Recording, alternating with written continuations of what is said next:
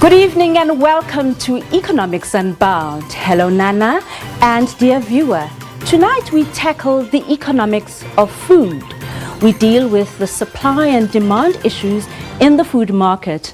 Now, agricultural economics involves the production, utilization and distribution of farming resources and aims to apply the principles and fundamentals of economic theory to the dynamics of food production, distribution and consumption. Welcome back, and now I'm joined in studio by Dr. Requier Wait, who is the head of economics at Trade at Agri SA. Hi, thanks for joining us, Dr. Wait. Pleasure to be here, Tantika. Well, please tell us about the recent research that you've been doing about the effects of energy supply on households that are already food insecure. What happens when the lights go out? What happens to food supplies that families have gathered? I think, firstly, on the family level, it's obviously that disruption in terms of preparation and food safety. Again, you know, if there's a long power disruption, can you keep your food cool, the safety aspect of it, and obviously the preparation side. But I think the bigger part is, if you look at linking back to agriculture, is the whole value chain, specifically from the farm, primary production, and then on to processing and transportation. The whole logistics system and the planning system gets interrupted when you have power disruptions or load shedding. The specific example as well as irrigation. Around 25% of South Africa's food is produced by energy intensive and irrigation reliant agricultural industries.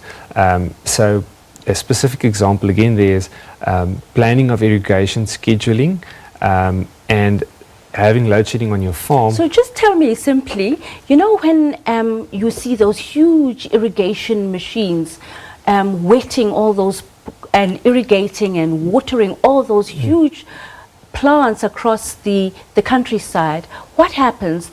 These machines just pack up and stop when the lights go out? So that's definitely one part of it. You can't irrigate. Then you have the cold chain on the other side. If you think about exports, if that cold chain is broken and we're working with export products, the quality can go down and we can lose the ability to export those products. So people just stop ordering from us because the quality of our produce is affected by the lack of energy. So you'll have specific assignments that are due for export, and that's monitored. And there has to be proof that the cold chain was maintained. And if that chain is broken, obviously then that consignment doesn't qualify for export, and that is a loss. So what happens then? That is a loss. That can be a loss to the farmer or the producer. So it's definitely, I think, in terms of these disruptions, there's a direct and indirect cost. It's the one is just the disruption of processes being disrupted. There's the losses of produce. There's a potential losses of products being destined for export. Then if you think about vaccinations and chemicals that need to be in a cold, also in agriculture that need to be in a cold chain. If that cold chain is broken, there's a big loss there. Then you also have additional costs in terms of mitigating it. So the one thing is just the disruption. If you're in a position to mitigate these disruptions, is that added cost. So that's an added cost of doing business. And we spoke about fuel prices earlier. And farmers, it's important to remember, farmers are price takers. Yes. One individual farmer cannot influence the end price that he gets for his produce. So all price input costs that increase or rise is essentially something that he needs to adopt in his cost structure. Yes, and for some of these agricultural commodities, the prices are determined even outside of the country. Yes, it's supply and demand, but it's not only domestic supply and demand, it's also global commodities. Now, what happens when the farmer loses money? What's the knock-on effect on his output and on his ability to provide food, and what happens to his workers and himself? So I think that's the biggest impact is on sustainability. So he needs to make up that loss somehow. And that links to the big drive for efficiencies in agriculture. If you think about disruptions to a process of packing table grapes, if the machines go down, that whole workforce stands idle.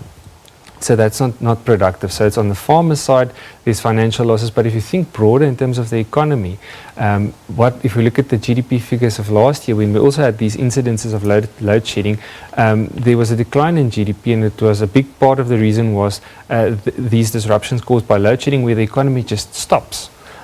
So there's multiple cost elements to it, but in the end, businesses need to absorb these costs. And if you think about it in this way, it's money that's kind of almost lost to the economy, productive money that could have been used in other ways. So your predictions for agricultural output are that it will continue to shrink. And you heard Wandile saying that we are already contracting and agriculture is in recession, and this is affecting the country's GDP as a whole. How do we come out of this? I think there's no easy answer, and I think there's so many aspects. We talked about food safety and access to food earlier this evening as well. I think, unfortunately, there's many facets that need attention. One example is the whole energy sector and the energy sector reform. With the state of the energy sector, it impacts on growth. We talked about joblessness in the country. We need job creation for people to have income to buy food.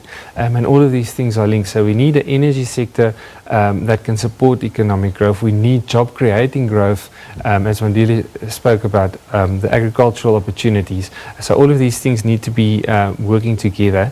And I think a big thing is the implementation side. We often have great policies, for example, the National Development Plan, but I think the challenge is sometimes implementing those policies.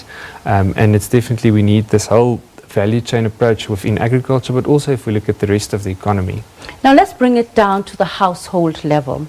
Suppose I'm a housewife and I've bought food for my children, for my household. I buy monthly because that's all I can afford. The lights go out, my food rots. Then what? I think that is now the challenge that we're sitting with, that if you buy in bulk, you can save. And now it's almost taking away that opportunity to buy in bulk. But I think the reality is to perhaps, if that's the situation, to buy what you need as and when you need it. But then again, the negative side is it's a household that doesn't have that margin. They need those savings. So that's a big problem. And perhaps households can try and work together in some way in buying bulk. Perhaps that is a type of a solution, buy something together. Grocery stockpiles perhaps. That is something that can work. But hopefully we get traction, and these incidences of load shedding get minimized. In order to save money, certain households then cook in bulk as well. Every Sunday, people will spend time cooking. The lights go out and the meals for the week spoil, and that leads to a lack of food safety and food insecurity. What strategies can be employed at the household level, both financially and in terms of securing food safety and food security? What can we do?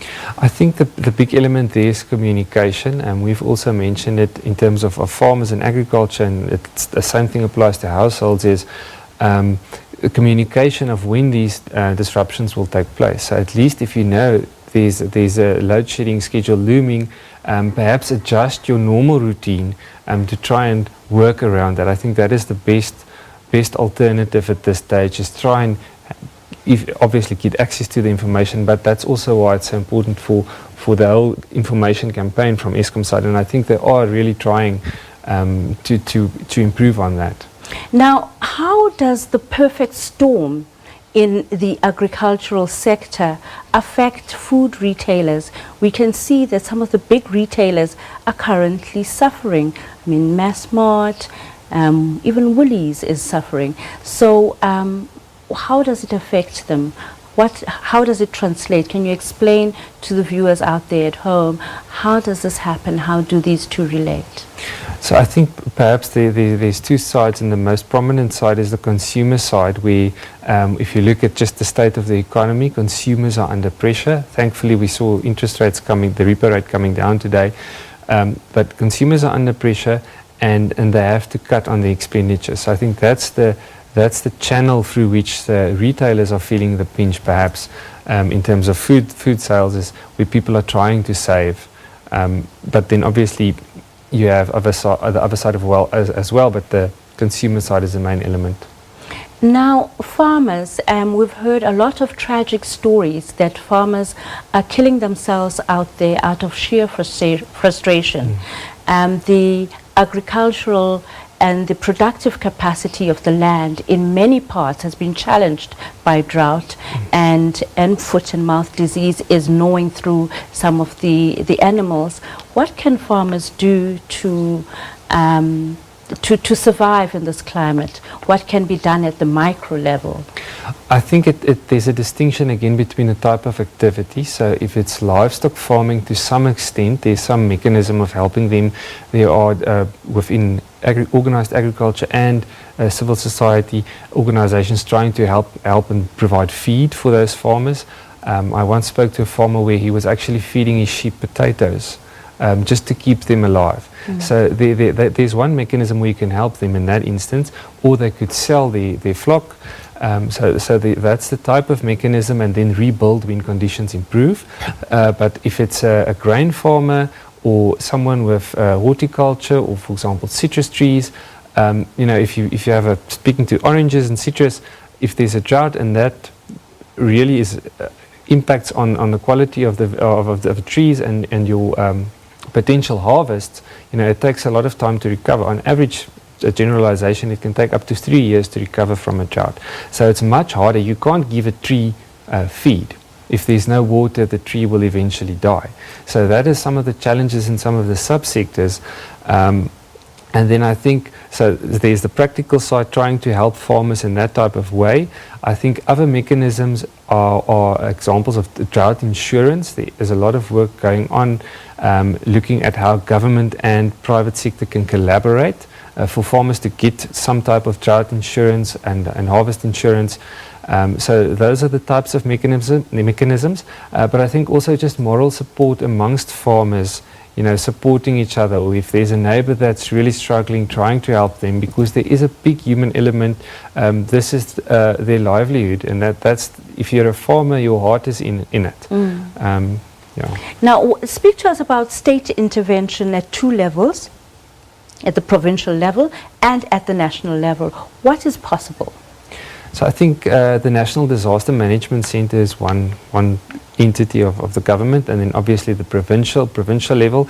So a specific province can declare a drought disaster within a province, and then within their budget they can allocate specific funds, and then again they work with agriculture and how those funds are dispersed. For example, buying feed for livestock farmers as an example. So that's one local element, but then there's also a national element where through the National Disaster Management Centre and national government, funds can be made available. And supposedly help would not only just go to commercial farmers, but also to subsistence farmers. Yes, exactly. So the idea is to help across the spectrum of farming. Tell me, in light of such a deep crisis in our agricultural sector, isn't it time for a multisectoral, multi-stakeholder dialogue within the sector to compact on some of these issues and to find a collective way forward? Yes, and I think a lot of these things are happening. It might not be in all at once as in one big meeting, but I think there's a lot of work taking place and a lot of engagement, as an example, between organised agriculture, Department of Agriculture, Water Affairs. So there are things that are happening, even the insurance industry around the insurance. So I think there is work being done, and I think it's for the country, it's also quite strategically important if we look at globally climate change and the risks to the economy and just the planet. And specifically in South Africa, if you look at what's happening in the Northern Cape, how dry it is there, and how are we going to adapt as the climate changes, and what climate change mitigation policies can we implement. And an example there, something interesting, is around the carbon tax and fuel levies. So we have these taxes, but it's not an earmarked tax. The carbon tax itself is not an earmarked tax. That goes to a general fund. So perhaps that is another example of where we can say, how can we channel those funds to specific strategies and policies or action plans to mitigate these risks. Now, what do you think the future looks like? What are the drivers of growth in the agricultural sector? I think firstly we have passionate, South Africans are passionate, they are resilient. If you look at South African agriculture compared globally, we receive relatively limited government support in terms of subsidies as an example. So we totally have to compete with the rest of the world, and that drives this efficiency and economies of scale. And I think we have a great crop of farmers, and there's also a lot of work being done to uplift emerging farmers and get them into the system. So I think we have the people.